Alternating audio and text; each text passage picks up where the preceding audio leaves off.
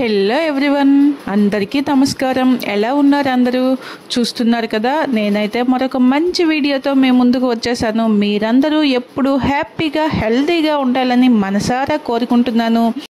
చూస్తున్నారు కదా, నేను ఇవాళ ఒక పాతకాలం రెసిపీని మీకు కొత్తగా పరిచయం చేయాలనుకుంటున్నాను. అసలు దీన్ని ఒక్కటి చేసుకుంటే చాలు, మన బాడీకి అవసరమైన పోషకాలన్నీ కూడా ఈ ఒక్క కర్రీతో వచ్చేస్తాయి. అంటే మనం ఒక 2-3 రకాల కూరలు వండాల్సిన పనే లేదు, ఇది ఒక్కటి వండుకుంటే సరిపోతుంది కదా. ఈ రెసిపీకి మెయిన్గా కావాల్సినవి ఈ పనస పిక్కలు, అంటే జాక్ ఫ్రూట్ సీడ్స్ అనమాట. ఈ మధ్య ఈ సీడ్స్ కోసం చాలా వీడియోస్ కూడా వస్తున్నాయి కదా. ఇవి హెల్త్ పరంగా చాలా మంచివి, తినాలి అని చెప్పేసి. ఎందుకంటే ఈ మధ్య కాలంలో వీటి వాడకం బాగా తగ్గిపోయింది. మళ్ళీ ఇప్పుడు మనకి ఎవరైనా ఇది మంచిది అని చెప్తేనే మనం స్టార్ట్ చేస్తున్నాం కదా.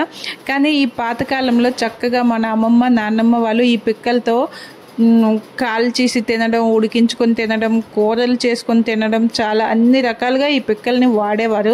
మనమైతే ఇప్పుడు ఆ పళ్ళని పిక్కల్ని వేటిని కూడా అసలు యూజ్ చేయట్లేదు. కానీ నేను ఇప్పుడు వీటితో కర్రీని అయితే ప్రిపేర్ చేస్తాను. నిజంగా చాలా బాగుంటుంది. చూస్తున్నారు కదా, ముందుగా ఈ పిక్కల్ని తీసుకొని కుక్కర్లో కానీ లేదంటే నార్మల్గా కానీ కొంచెం వాటర్లో ఉప్పు వేసుకొని సాఫ్ట్గా అయ్యే వరకు ఉడికించుకోవాలి. ఇవి మరీ ఎక్కువ సాఫ్ట్గా అవ్వు, కొంచెం మనకి కుక్ అయిపోతే చాలన్నమాట.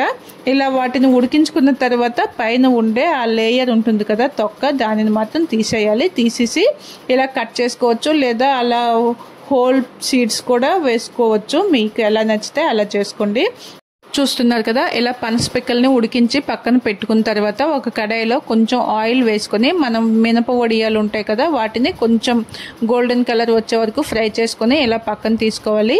తర్వాత అదే కడాయిలో కర్రీ కోసం అవసరమైన ఆయిల్ అయితే వేసుకొని అందులో పోపు దినుసులు, 2 ఎండుమిరపకాయలు తుంచి వేసుకోవాలి. కొంచెం అంతా కరివేపాకుని వేసి అవి కొంచెం ఫ్రై అయిన తర్వాత మనం ముందుగా కట్ చేసుకొని పెట్టుకున్న ఉల్లిపాయ పచ్చిమిరపకాయ ముక్కల్ని కూడా వేసుకోవాలి. అవి కొంచెం ఫ్రై అయిన తర్వాత అల్లం వెల్లుల్లి పేస్ట్ కానీ లేదా కోర్సుగా దంచుకున్న ఏదైనా సరే అది కూడా వేసి తాలింపు మొత్తాన్ని బాగా ఫ్రై చేసుకోవాలి. ఇక్కడ మనం తాలింపులో వేసుకోవడానికి అంటే ఇక్కడ చూస్తున్నారు కదా, స్వీట్ పొటాటో, మనం ఎర్రదుంప అంటాం కదా, అది వాటిని కూడా చక్కగా తొక్కలు తీసేసి ముక్కలుగా కట్ చేసుకోవాలి.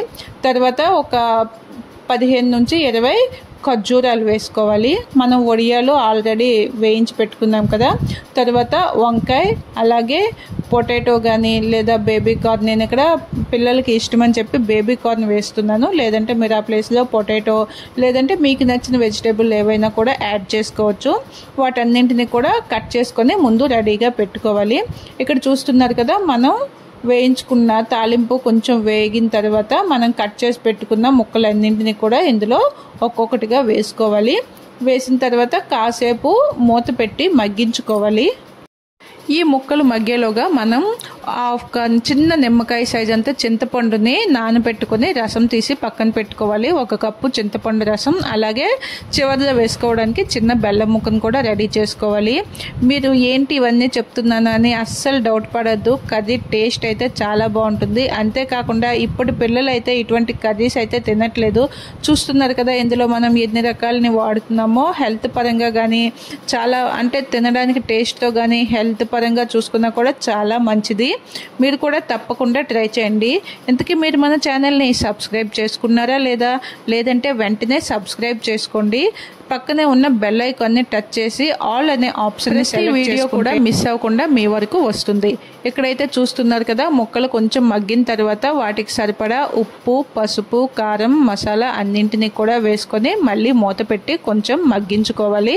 ఇలా బాగా మగ్గిపోయిన తర్వాత, అంటే ముక్కలన్నీ ఆల్మోస్ట్ ఒక 50% వరకు కుక్ అయిపోవాలి. లేదంటే మనం చింతపండు రసం వేసిన తర్వాత అవి మళ్ళీ కొంచెం గట్టిగా అయిపోతాయి కదా.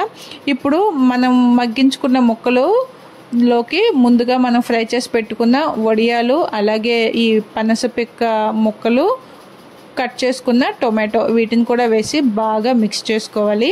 ఇలా మొత్తం అంతా కలిసేలాగా మిక్స్ చేసుకున్న తర్వాత చెప్పాను కదా ముందుగా మనం చింతపండు నుంచి రసాన్ని తీసి పక్కన పెట్టుకోవాలని.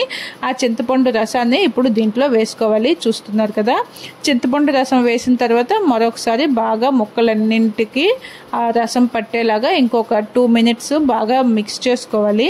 ఇక్కడ మిక్స్ చేసుకోవడానికి ఎటువంటి ప్రాబ్లం లేదు, చక్కగా మిక్స్ చేసుకోవచ్చు. తర్వాత మన కర్రీకి ఎంత వాటర్ అవసరం కన్సిస్టెన్సీని అడ్జస్ట్ చేసుకుని వాటర్ని వేసుకోవాలి. వాటర్ని వేసుకున్న తర్వాత మరొకసారి బాగా మిక్స్ చేసుకోవాలి. అంటే మనం చింతపండు రసాన్ని కూడా వేసాం కదా, ముందుగా వేసిన మసాలాలు అన్నీ బాగా మిక్స్ అయ్యేలాగా ఒకసారి బాగా మిక్స్ చేసుకోవాలి. మిక్స్ చేసుకున్న తర్వాత మనం ఖర్జూరాలు తీసి పెట్టుకున్నాం కదా పక్కన, ఆ ఖర్జూరాలని కూడా ఇప్పుడు దీంట్లో వేసుకోవాలి. వేసుకుని మరొకసారి బాగా మిక్స్ చేసి మనకి ఈ స్టేజ్లోనే ఉప్పు కారం అన్నింటినీ కూడా చెక్ చేసుకోవచ్చు. ఏదైనా తక్కువ ఎక్కువగా ఉంది అంటే అడ్జస్ట్ చేసి వేసుకోవచ్చు. తర్వాత ఫైనల్గా చిన్న ఈ బెల్లం ముక్కను వేసుకోవాలి. మనం చింతపండు రసం కూడా వేసాం కనుక చిన్న బెల్లం ముక్కను వేసుకుంటే మనకి ఆ పులుపుదనం అనేది ఉండదు, అలాగే టేస్ట్ అన్నీ కూడాను చక్కగా బ్యాలెన్స్డ్గా ఉంటాయి. మన కర్రీ టేస్ట్ అనేది కొంచెం ఎన్హాన్స్ అవుతుంది. మనం ఏదో ఈ బెల్లం వేయడం వల్ల కర్రీకి స్వీట్నెస్ వచ్చేస్తుందని అనుకోవద్దు. ఆ టేస్ట్ అనేది చాలా బాగా ఉంచుతుంది, బ్యాలెన్స్ చేసి ఉంచుతుంది. అంతేగాని బెల్లం వేయడం వల్ల కర్రీ స్వీట్గా అయిపోతుందని అస్సలు అనుకోవద్దు.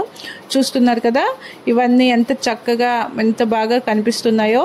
ఒక్కసారి బాగా మిక్స్ చేసుకున్న తర్వాత మూత పెట్టేసి 3 నుంచి 5 నిమిషాలు మీడియం ఫ్లేమ్లో ఉడికించుకుంటే మనకి కర్రీ అనేది రెడీ అయిపోతుంది. కన్సిస్టెన్సీ అడ్జస్ట్ చేసుకొని బంద్ చేసుకుంటే అయిపోతుంది. అంటే మనకి కర్రీలా కావాలి అంటే ఇంకొంచెం దగ్గర చేసుకోవచ్చు, లేదా రైస్లోకి తిందాము అనుకుంటే కొంచెం గ్రేవీ అనేది ఉంచుకుంటే బాగుంటుంది. చూస్తున్నారు కదా ఇక్కడ కర్రీ ఎంత బాగా కనిపిస్తుందో.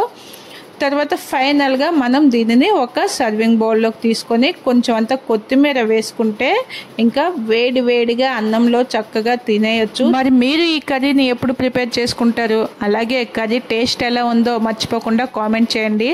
ఇంతవరకు కూడా వీడియో మీకు చాలా బాగా అనిపించింది కదా, మరి ఒక చిన్న లైక్ చేసి మీ యొక్క అభిప్రాయాన్ని కామెంట్ చేయండి. అలాగే మర్చిపోకుండా కళ్యాణీస్ ఫ్యామిలీ వ్లాగ్స్ ఛానల్ని సబ్స్క్రైబ్ చేసుకోండి. Thank you for watching. Bye. మరొక మంచి వీడియోతో మళ్ళీ మీ ముందుకు వచ్చేస్తాను. Thank you.